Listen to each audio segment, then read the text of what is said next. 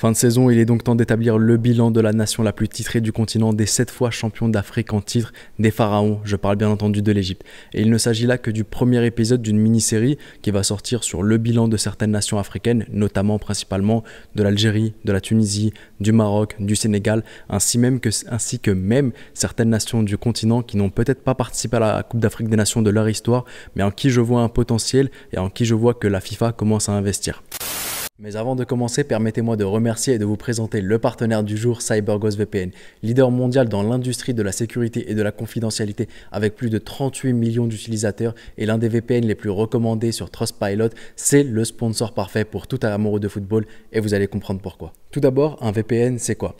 Un VPN, c'est un réseau privé virtuel qui masque votre adresse IP, chiffre vos données et redirige tout votre trafic internet via un tunnel VPN sécurisé. En d'autres termes, CyberGhost VPN vous permet de vous protéger des personnes et des sites malveillants, d'utiliser une adresse IP dans un autre pays du monde, vous permettant ainsi de voir du contenu uniquement accessible dans d'autres pays en débloquant plus de 35 plateformes de streaming, dont Netflix, Amazon Prime, Disney+, et j'en passe. Ce qui veut dire que pour les amoureux du foot comme vous et moi, on peut regarder des matchs partout dans le monde grâce aux plus de 9700 serveurs répartis dans 91 pays du monde différents. Que l'on soit en déplacement professionnel, pour le plaisir, nos sites préférés ne seront jamais bloqués. Et en plus de cela, CyberGhost VPN, c'est super simple d'utilisation, compatible avec toutes les interfaces, Apple, Windows et j'en passe. Et surtout, avec un seul abonnement, vous pouvez l'utiliser sur 7 appareils en même temps en le partageant avec ta famille, tes amis et même ton ballon si tu le veux. D'ailleurs, CyberGhost VPN est aussi l'un des rares VPN qui ne collecte pas vos données. En gros, même ton propre VPN ne sait pas si tu as passé la soirée de la Saint-Valentin avec ta chérie à regarder un film romantique plutôt que de regarder la Ligue des Champions. Alors si CyberGhost VPN vous intéresse, je vous mets le lien en description et en commentaire épinglé, ce qui vous permettra d'avoir moins 83% de réduction, soit 2,03 € par mois et 4 mois offerts. Et pour information, c'est satisfait ou remboursé, donc si dans les 45 jours ça ne te convient pas, tu ne payes absolument rien. Sans compter la présence en ligne d'équipes support disponibles 24 heures sur 24, 7 jours sur 7, en 4 langues, dont le français. Encore merci à CyberGhost VPN. Et on commence avec le premier match des Pharaons cette saison, c'était le 22 septembre 2022. C'était d'ailleurs une première pour Rui Vitória, le nouveau sélectionneur, le sélectionneur portugais. Et l'Égypte l'a remporté sur le score de 3-0 face au Niger. On a eu un but de Mohamed Salah qui était incroyable avec une très belle fin de corps sur une passe D de Omar Marmouche, un but de Moustapha Mohamed sur une passe D d'Imam Achour. Je me rappelle très bien que les joueurs du Niger étaient très fâchés parce qu'ils estimaient qu'il y avait un hors-jeu, alors que pas du tout. Ils en sont même pris à l'arbitre de touche. Et ensuite, on avait eu un penalty de Mohamed Salah converti à la 67e minute. Ce jour-là, Rui Vitória, pour sa première, avait opté pour un 4-3-3 qui s'agençait parfois en 4-2-3-1 avec Mohamed Eshnaoui au cage, Omar Gabr en défenseur droit, Ahmed Hagaz et Mahmoud Hamdi Louench en défenseur centraux et Mohamed Hamdi en défenseur gauche. Ensuite, au milieu de terrain, il avait Mahmoud Hamad et Tariq Hamed. Des fois, c'était double pivot avec Mahmoud Hamad et Tariq Hamed, ou des fois, c'était Tariq Hamed en numéro 6 en milieu défensif et en milieu relayeur. On avait donc Mahmoud Hamad accompagné de Ahmed Saïd Zizou. On avait le trio d'attaque que l'on a connu depuis très longtemps et que l'on connaît depuis très longtemps. Buteur Moustapha Mohamed, ailier gauche Omar Marmouche, ailier droit Mohamed Salah. Et c'est une compo qu'on va souvent retrouver avec Rui Vitória. Et d'ailleurs, c'est un homme qui a beaucoup testé et aujourd'hui, on se rend compte qu'il a quand même une certaine équipe type. On va le voir avec la suite, avec les autres matchs. 4 jours plus tard, l'Égypte, le 27 septembre, affronte le Libéria et remporte aussi sur le score de 3-0 son match. Un but de Omar Marmouche sur une passe de Mahmoud Hamada. Ensuite, on a un but de Mohamed Abdelminam sur un corner de Omar Marmouche. Et on a ensuite un penalty converti par Ahmed Hassan Koka. D'ailleurs, pour moi, le penalty, il a été tiré en 2 temps et carrément tout le monde était content. Ça faisait depuis 10 000 ans qu'il n'avait pas marqué Ahmed Hassan Koka. Sur ce match-là, pour moi, ce que j'avais retenu, c'était qu'Omar Marmouche avait été un patron. On l'avait fait jouer en tant qu'ailier gauche, ailier droit. Il a toujours répondu présent. Et la composition ce jour-là, c'était Mohamed Eshnaoui au cage, on avait Omar Gabr toujours en défenseur droit. Ce qui explique cela, c'était que Akram Taufi était blessé et Mohamed Hani aussi était blessé. Charnière centrale, on avait Mohamed Abdelmenaim et aussi Ahmed Hagazi et Mohamed Hamdi qui était défenseur gauche à ce moment-là. Il avait un petit problème avec Ahmed Fattouh, il ne le faisait pas jouer, même d'ailleurs toujours aujourd'hui il ne le fait pas tant jouer que ça. Ensuite, milieu de terrain, on avait Imam Achour, Tariq Hamed et Mahmoud Hamad. Ensuite, le trio d'attaque, Ahmed Hassan Koka, Omar Marmouche et Mahmoud Hassan Trezeguet. C'est là que c'était intéressant parce que j'ai vu qu'Omar Marmouche était assez polyvalent, là où Trezeguet ne l'était pas trop. Et d'ailleurs, ce match-là, il m'a réconforté dans le fait que Omar Marmouche était le titulaire de cette équipe-là. Beaucoup de gens ne seront pas d'accord avec mon point de vue, comme Omar Marmouche titulaire, mais je trouve que Mahmoud Hassan Trezeguet en super sub était peut-être plus intéressant qu'en tant que titulaire. Même si le temps m'a donné tort avec les deux derniers matchs contre la Guinée et contre le Soudan du Sud, mais j'estime que Omar Marmouche a un truc pour moi, et je l'expliquerai en vidéo, que Trezeguet n'a pas. En tout cas, 2 matchs, 6 buts, intéressant. Ensuite, le troisième match de Rui Vitória, là ça s'annonce un peu plus compliqué. On affronte donc la Belgique le 18 novembre 2022. Dans le cadre des matchs de préparation à la Coupe du Monde, la Belgique nous a affrontés. Et Rui Vitória, sur ce match-là, c'était l'un des matchs que je voulais le plus analyser pour voir comment est-ce qu'allait agir Rui Vitória face à une équipe qui est quand même classée 2e au classement FIFA, 2e équipe mondiale, même si la Coupe du Monde a montré que c'était pas forcément la 2e meilleure équipe au monde. Mais l'Égypte remporte le match sur le score de 2-1. Et c'est là qu'on se rend compte qu'il a une facilité d'adaptation.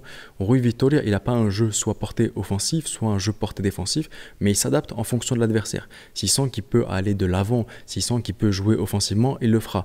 Et pas forcément sur un match complet. Il peut sentir qu'une mi-temps doit être offensif, donc il utilisera cette mi-temps offensivement. 60 minutes d'offensive et ensuite 30 minutes de défensif. Ce qui a plutôt été le cas lors de ce match-là. On a donc l'Égypte qui remporte le match sur le score de 2-1, comme je vous ai dit, à la 33e minute, but de Moustapha Mohamed qui récupère le ballon et ensuite petit pont sur Kevin De Bruyne en dehors de la surface, frappe et but. Ce qui est intéressant avec ce but de Moustapha Mohamed, c'est qu'on se rend compte que son placement est totalement différent du placement qu'il avait sous Carlos Queiroz.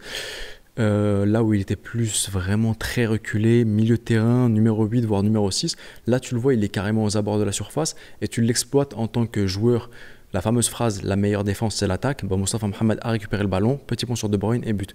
Ensuite le deuxième but, c'est l'un des plus beaux que j'ai pu voir cette saison en termes de jeu collectif, c'est Mahmoud Hamad qui reçoit une balle sur l'épaule, qui l'oriente vers Mohamed Salah, qui lâche une frappe dans un espace, mais un boulevard, et ensuite Mahmoud Hassan Trezeguet marque son but. La composition ce jour-là, elle était assez intéressante, et on se rend compte que il commence à poser certaines bases. Il commence à avoir certains joueurs sur qui il va énormément compter, comme par exemple Mohamed Echenoui au cage, toujours, ça c'est incontestable depuis des années. On a Akram Taoufik qui revenait de blessure, il reprend donc sa place de défenseur droit, d'arrière droit, de défenseur droit, appelez ça comme vous voulez. Il y en a qui chipotent un peu sur les mots, mais ils n'ont pas tort, il faut utiliser les bons mots. Et nous, en droit, on est obligé d'utiliser les bons mots. Un mot n'a de sens que dans son contexte. Bref, charnière centrale, on avait Ahmed Hagaz et Ali Gobr. C'était la même charnière centrale qui avait affronté la Belgique en 2018. J'avais l'impression de revenir en 2017, en 2018. Et ensuite, Mohamed Hamdi en tant que défenseur gauche, arrière gauche, latéral gauche. Ensuite, au poste de numéro 6, et ce match-là, on l'avait plutôt joué avec un double pivot. C'était Mohamed El-Neni et Tariq Hamid. Même si j'avais un peu du mal avec ce milieu de terrain, je ne comprenais pas toujours comment il était organisé. On avait Mahmoud Hamad, Tariq Hamid, Mohamed El-Neni. C'était un peu compliqué. Et le trio d'attaque, Omar Marmouche était blessé. On avait donc Mahmoud Hassan Trezeguet, Moustapha Mohamed et Mohamed Salah. Ce match-là, comme je vous l'ai dit, il était hyper intéressant. On regarde les statistiques. Les statistiques sont un peu menteuses parce que c'est les statistiques de fin de match. Certes, c'est des vraies statistiques, mais 68% de possession pour la Belgique contre 32% pour l'Égypte. Là où c'est un peu faux dans la mesure où l'Égypte a quand même laissé les derniers instants du match, c'est un peu relâché pour la Belgique, ce qui explique que la Belgique à ce moment-là a gagné en possession. Mais sur la totalité du match et sur les temps forts de l'Égypte, je pense que cette possession n'est pas significative et ne montre pas forcément une domination de la Belgique lors de ce match-là. Et ensuite, on a 4 mois sans match de la part des Pharaons parce que les Pharaons n'ont pas joué la Coupe du Monde.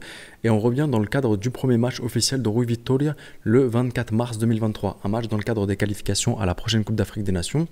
Et ce match-là, il est très important parce que l'Égypte a perdu son dernier match de qualification 2-0 face à l'Éthiopie.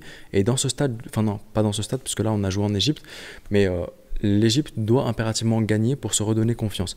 L'Égypte remporte le match sur le score de 2-0, un match totalement dominé par les Pharaons, comme peut en témoigner les statistiques. Certes, je vous ai dit contre la Belgique, les statistiques ne voulaient rien dire, mais pour avoir regardé le match, l'Égypte a totalement dominé.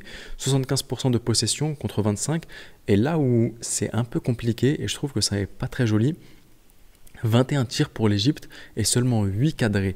Je trouve que c'est faible, mais ça montre quand même qu'on s'est procuré énormément d'occasions. Donc ça, c'est un truc qui fait plaisir.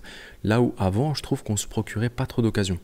Composition, Et c'est là que ça va être une composition hyper intéressante parce que c'est une composition qu'on va beaucoup retrouver chez Rui Vitória maintenant.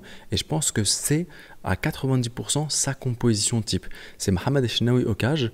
On a Mohamed Hani en tant que défenseur droit parce que Akram Taufi s'est reblessé malheureusement. Charnière centrale, Ahmed Higazi, Mohamed Abdelmenaim, défenseur gauche, Mohamed Hamdi. Là où je ne suis pas très fan parce que je préfère largement Ahmed Fattouh. Ensuite, on joue en 4-2-3-1 avec un double pivot, Mahmoud Hamad et Tariq Hamed. Tariq Hamed que j'ai trouvé hyper intéressant depuis son retour. J'aime pas trop les joueurs vieillissants, mais il faut admettre que lorsqu'il joue, j'ai pas l'impression que c'est un trentenaire et il apporte énormément sur le terrain. Ensuite, on joue avec 3 milieux offensifs. On peut considérer ça comme un numéro 10 et peut-être 2 ailiers. Sur la composition FIFA, ils appellent ça milieu offensif gauche, milieu offensif droit. Bref, on joue avec Omar Marmouche à gauche, Mohamed Salah axial, Ahmed Saïd Zizou en tant qu'ailier droit et Moustapha Mohamed en tant que buteur. Souvent, avec cette composition-là, on commence avec un 4-3-3 où Tariq Hamed est un numéro 6, Mahmoud Hamada est un numéro 8 aux côtés d'Ahmed Saïd Zizou, Mohamed Salah est un ailier droit, Omar Marmouche un ailier gauche et Moustapha Mohamed toujours buteur. Ce que j'aime pas trop parce que je trouve que l'apport d'Ahmed Saïd Zizou au milieu de terrain, il n'est pas si fou que ça.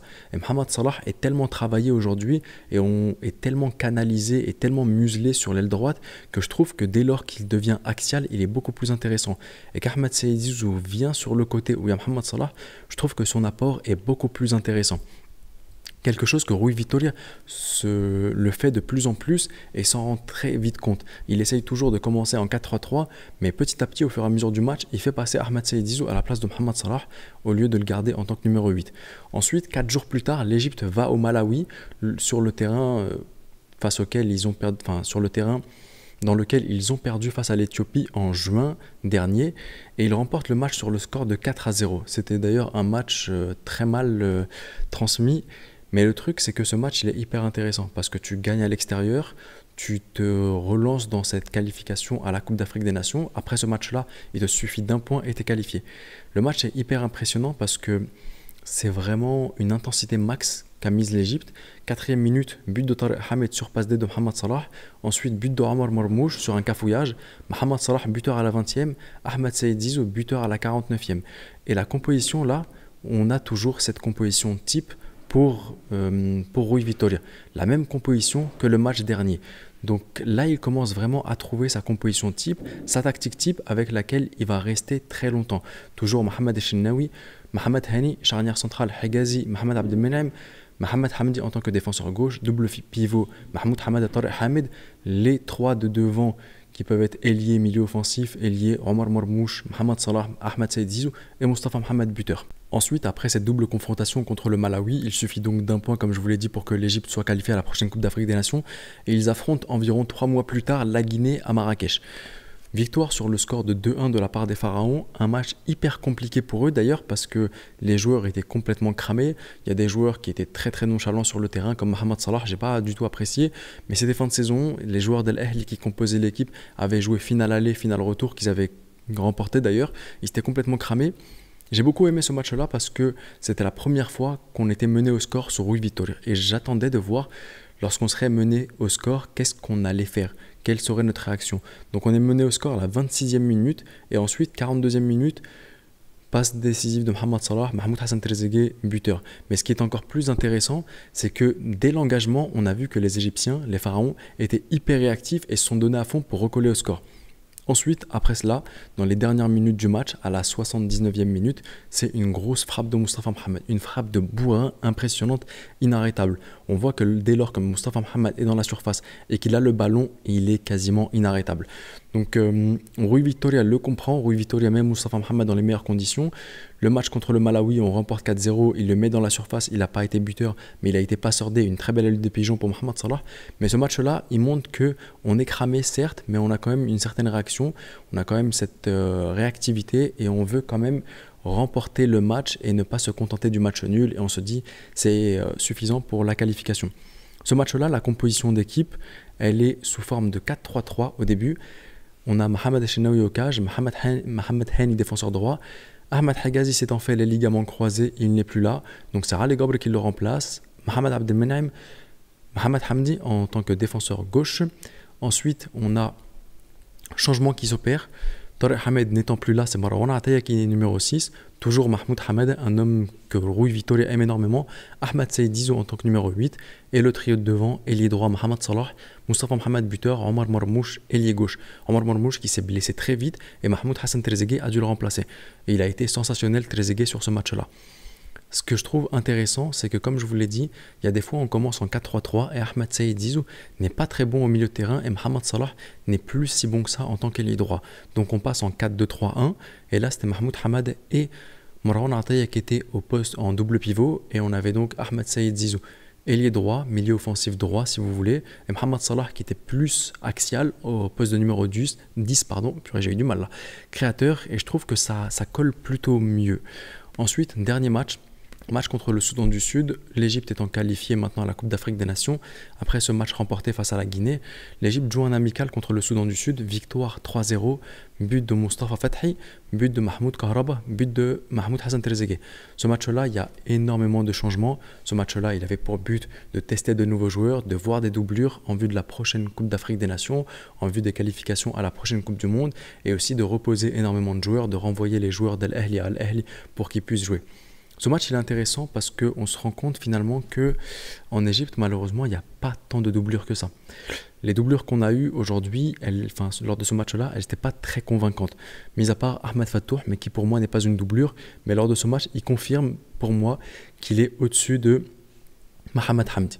En tout cas, le bilan, il est incroyable. Pour en finir, le bilan, on a un peu détaillé ces matchs-là. Je ne pense pas que je le ferai pour toutes les équipes parce que je ne suis pas autant toutes les équipes que l'Égypte et je ne suis pas autant connaisseur. Mais on est donc à un bilan de 7 matchs joués pour l'Égypte cette saison, 7 victoires, donc 0 défaite, 0 match nul, un total de 19 buts inscrits et seulement 2 buts encaissés. Le bilan est incroyable. Le bilan, peut-être qu'il aurait été différent si l'Égypte avait joué la Coupe du Monde. Peut-être qu'elle aurait connu des défaites ou des matchs nuls. Mais en tout cas, elle ne l'a pas joué. Et je me base sur ces 7 matchs de l'Égypte pour me dire que le bilan est sensationnel. Le bilan est incroyable. D'ailleurs, il y a ActuFoot Afrique, une page sur Twitter qui a sorti une statistique. C'est les 10 derniers matchs de chaque nation africaine. Et l'Égypte est la nation à avoir remporté le plus de matchs. 8 victoires et 2 défaites. C'était contre la Corée du Sud la saison dernière et l'Éthiopie.